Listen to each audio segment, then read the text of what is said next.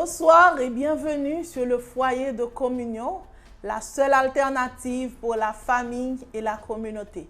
Aujourd'hui, nos papas sont à l'honneur, c'est la journée des papas chez nous. Alors nos courageux, nos héros, nos leaders spirituels méritent d'être célébrés. Et c'est pourquoi nous sommes là et j'en profite pour souhaiter bonne fête des pères à tous les papas qui nous regardent en ce moment et tous les papas connectés au foyer de communion. Alors, aujourd'hui, nous allons voir comme sujet comment témoigner respect, appréciation et reconnaissance au papa. Certes, certains le font bien ou d'autres en hésitent ou ne le font pas. Nous ne sommes pas là pour vous donner une formule magique sur la façon de le faire, mais nous avons jugé bon d'en parler. Alors, pour développer un sujet si intéressant, qui d'autre qu'un papa pour en discuter? Une façon de souhaiter bienvenue à notre pasteur Lukenson Morancy Augustin, à qui je dis bonsoir et merci d'avoir accepté notre invitation aujourd'hui pour marquer la journée de nos chers papas. Merci Dulka pour l'invitation et bonsoir à tous, disponible pour répondre aux questions. D'accord, pasteur, je suis contente et encore merci. Juste avant de poser des questions à pasteur Augustin, j'aimerais en profiter pour faire une mise au point sur c'est qui un papa.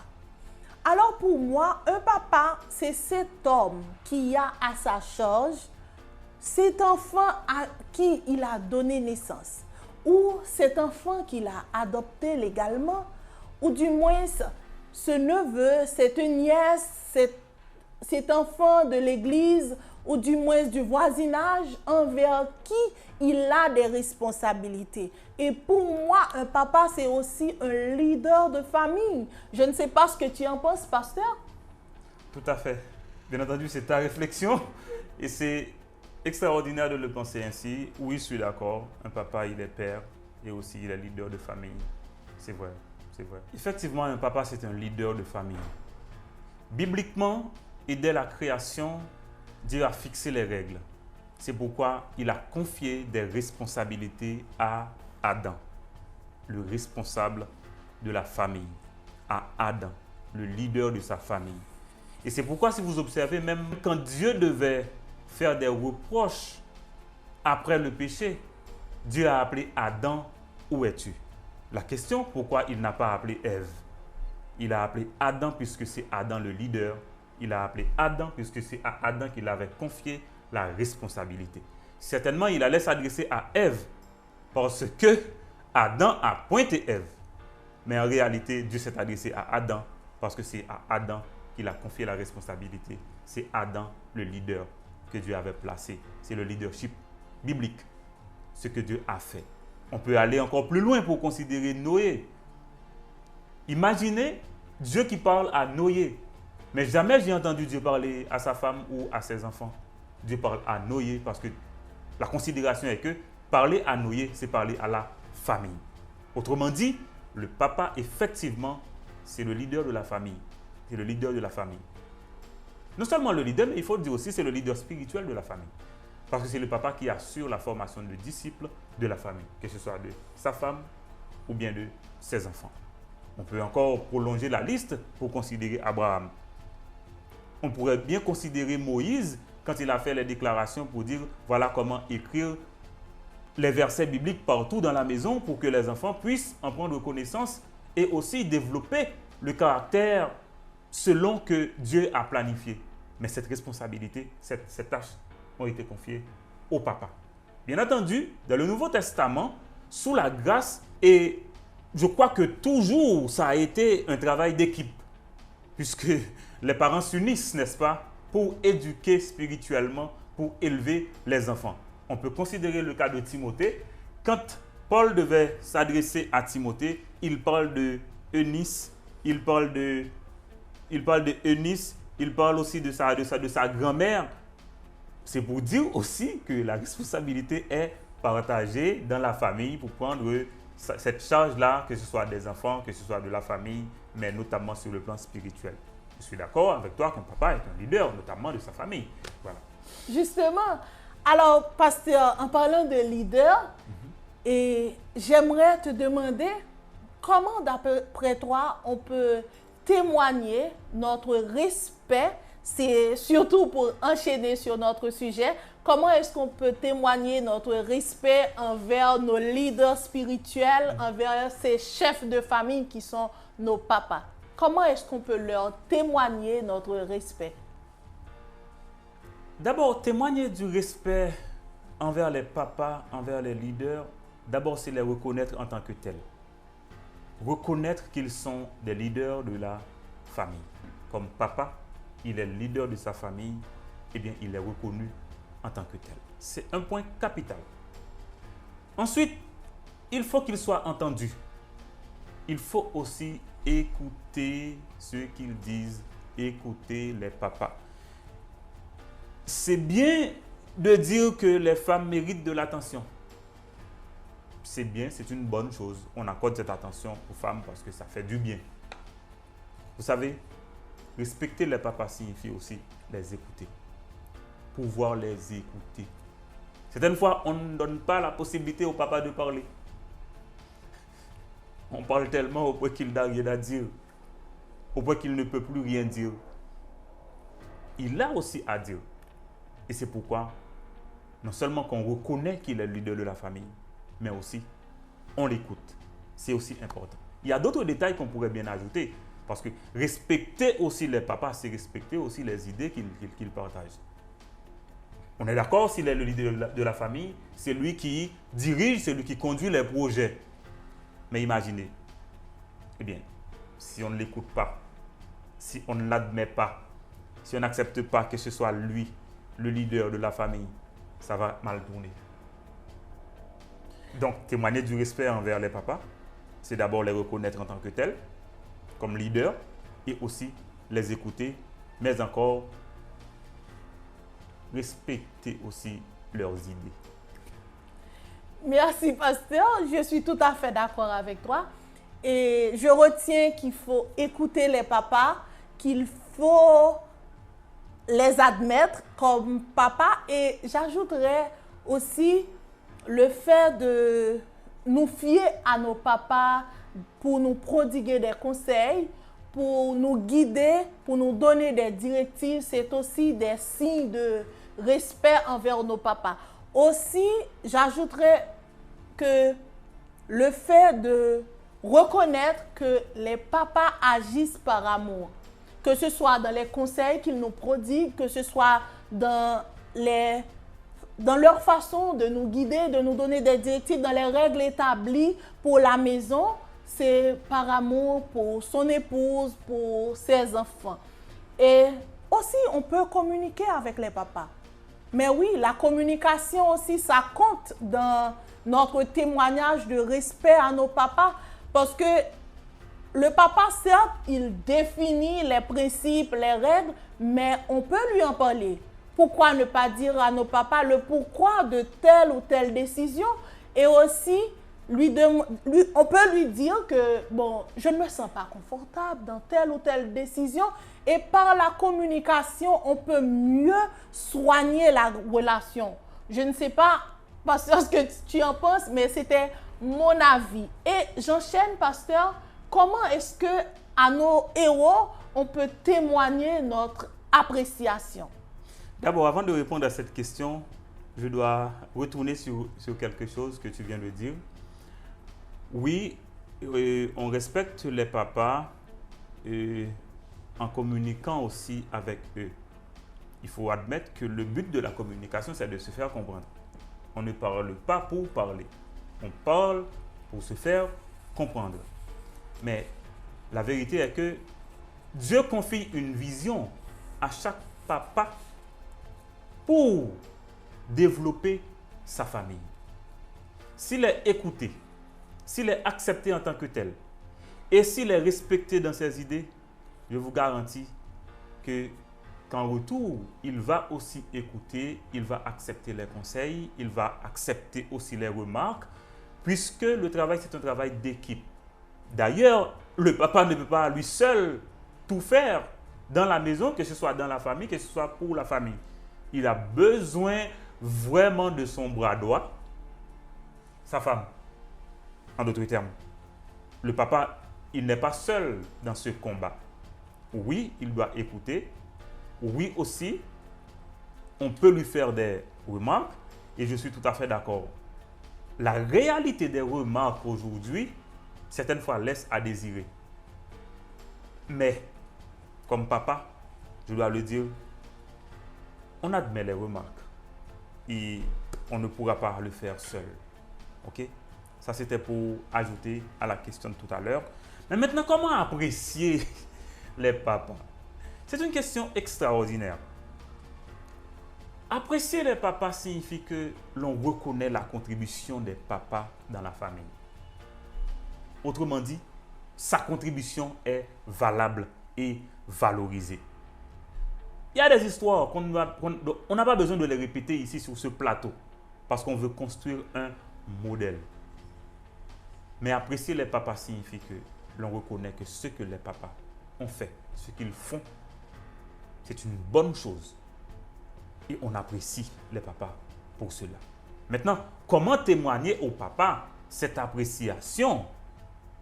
Eh bien, c'est reconnaître la valeur de ce qu'ils font dans la famille. C'est reconnaître leur contribution dans la famille. Et aussi, on leur dit merci des fois. Il n'y a pas que les autres à être remerciés, les papas aussi ont besoin d'entendre ces mots. Merci papi, ce que tu as fait c'était bon. Alors, pasteur, bon, ça me fait rire un peu, mais c'est un papa qui parle et je l'admets. Alors, je pourrais aussi te demander, pasteur, apprécier les papas, est-ce que, parlant d'appréciation, est-ce que je ne pourrais pas ajouter question de temps de qualité en famille?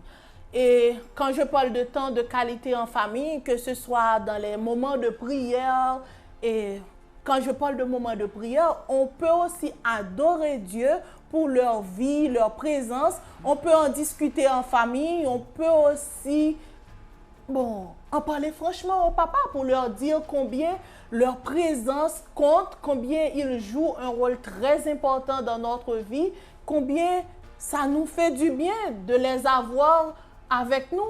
Je ne sais pas, est-ce que tu es d'accord avec moi sur ce point que le temps passé en famille, apprécier la présence des papas, avoir du temps avec eux, est-ce que ce n'est pas une façon de les apprécier, de leur témoigner notre appréciation? Je suis d'accord sur ce point puisqu'il y a toute une multiplicité de manières de faire pour apprécier les papas. Et notamment, tu viens de parler de temps de qualité qu'il faut passer en famille, qu'il faut passer avec les papas pour leur témoigner de l'appréciation. Oui, c'est aussi une bonne chose, même aussi dans les moments de prière. Mais parler du temps de qualité et vivre des moments de qualité, ce n'est pas toujours les mêmes choses. Et en ce sens, il faut trouver des activités communes à la famille pour que les papas puissent aussi participer. Et s'il faut remarquer, souvent on entre dans les maisons, on voit des photos bien placées, mais on peut remarquer très souvent que les papas ne sont pas toujours présents dans ces photos. La raison est simple, parce qu'en général, les papas sont derrière les caméras. C'est une bonne chose, là on apprécie leur travail, mais ce qui est important aussi, tout ça fait partie aussi de l'appréciation. Oui, passer du temps de qualité, oui, avoir des temps de vacances ensemble, avec les papas notamment, pour leur dire combien voilà, on apprécie leur présence, c'est une bonne chose, et aussi à la maison, on prie aussi pour eux, tout ça fait partie. Mais comme je te dis, il y a toute une multiplicité de manières de faire pour apprécier les papas, et je suis sûr que chaque famille pourra en trouver de manière très particulière. Bon, je suis bénie par la réponse et je ne vais rien ajouter.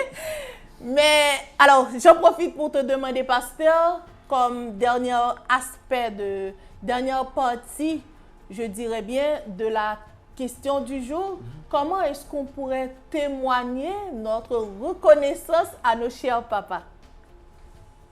Voilà. Être reconnaissant envers les papas signifie que les papas ont accompli des choses de qualités pour lesquelles on est reconnaissant envers eux. Est-ce que reconnaissant envers les papas signifie que l'on apprécie le don que Dieu a mis dans nos papas aussi? Parce que être papa, on ne se réveille pas un jour et devenir papa. C'est bien malheureux qu'on reçoit très peu de formation pour être père, mais ce sont les lots de critiques qui nous tombent dessus. Mais être reconnaissant envers les papas signifie que on reconnaît l'accomplissement qui est fait dans la famille est fait grâce à la contribution, grâce à la générosité, grâce au travail effectué par les papas. Moi, je pense que c'est la raison fondamentale pour laquelle on témoigne reconnaissance envers les papas. Et témoigner reconnaissance envers les papas, c'est comme témoigner reconnaissance envers Dieu aussi, qui a fait de lui un papa.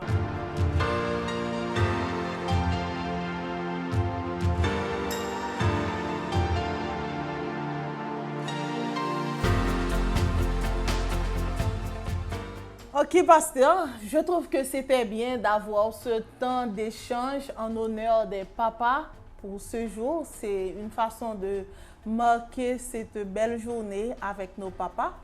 Et je crois que témoigner notre reconnaissance aussi envers les papas, c'est pour leurs efforts, parce que là, dans la famille, les papas se donnent pour répondre aux multiples besoins de la famille et pourquoi pas leur dire un petit merci. Même pour les peintures, merci pour les frais de scolarité versés, merci pour telle ou telle chose que tu as apporté aujourd'hui, telle ou telle chose que tu as fait, merci. Et je crois que les papas aimeraient vraiment entendre ces mots doux à chaque fois dans leurs oreilles parce que ça, c'est une façon de les estimer comme papa.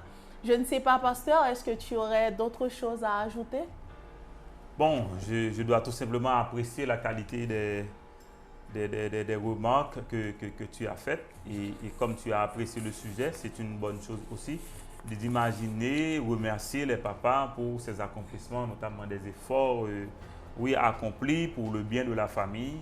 Et moi, je le dis toujours, si on accepte d'être en famille, il faut accepter aussi qu'il y a un leader dans la famille. Et aussi, il faut accepter aussi de les laisser aussi en charge. On peut toujours les aider, mais aussi les aider à accomplir ce qu'ils doivent accomplir en tant que papa. Et c'est aussi une manière de valoriser aussi les papas. Je crois que c'est bon aussi de prendre ce temps pour les valoriser, puisque les papas en ont besoin, n'est-ce pas, pour fonctionner en tant que tel comme papa, comme respectueux dans la famille, comme il sera aussi respecté dans la société. Je connais des familles partout à travers le monde où les mamans ou des mamans jouent les deux rôles en même temps, à la fois maman et papa. Et à toutes ces mamans, aujourd'hui, je veux dire que vous êtes spéciales. Et j'espère que par cet échange, pasteur, des papas partout à travers le monde puissent trouver des motivations de quoi être conscient de leurs tâches, leurs responsabilités en tant que papa. Et j'en profite pour te remercier, pasteur. Et je dirais que c'était bien d'avoir ce moment pour discuter sur comment témoigner respect, appréciation et reconnaissance à nos chers papas. Je veux en profiter pour souhaiter de façon spéciale une bonne fête des pères à tous les papas qui nous regardent. Je prie que le Seigneur vous fortifie dans votre travail, dans votre mission comme papa. Et à toi aussi, pasteur Augustin, j'aimerais te souhaiter une bonne fête des pères. Tu es un papa extraordinaire. Merci de me le dire. J'espère vraiment être à la hauteur de cette tâche, combien extraordinaire, mais combien aussi exigeant. J'en profite aussi pour souhaiter une bonne fête des pères à tous. Vraiment, être papa, c'est être papa. C'est un don, c'est Dieu qui le fait. Et je ne veux pas parler de bon ou de mauvais papa. Et bon, c'est la vie, on est dans le monde, et ça existe. Mais aujourd'hui, je veux prendre ce temps pour souhaiter une bonne fête des pères à chacun. D'accord, pasteur. Et je tiens à remercier chacun de vous. Merci à vous autres et connectés au foyer de communion. Et je dois vous rappeler que sur le foyer de communion, vous allez trouver des temps d'échange sur des sujets concernant la famille, que ce soit maman, papa ou enfant. Aussi, vous avez trouvé des temps d'études bibliques, de prière, aussi des temps au quotidien avec communion, au quotidien chaque matin avec Pasteur Augustin. Et vraiment, tout ça, c'est pour la famille et la communauté. Encore merci à chacun de vous et je vous donne rendez-vous dimanche prochain pour continuer notre étude biblique avec Pasteur Augustin et ce sera, je crois, hebdo 3. À la prochaine.